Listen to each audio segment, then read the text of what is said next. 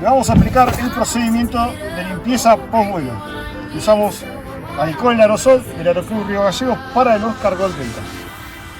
Con cuidado y mucho cariño le aplicamos a los mandos.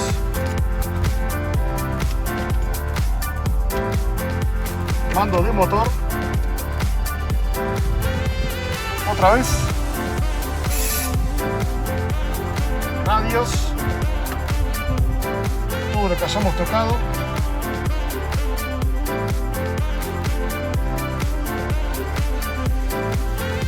Por último, limpiamos lo que tocamos cuando salimos del avión.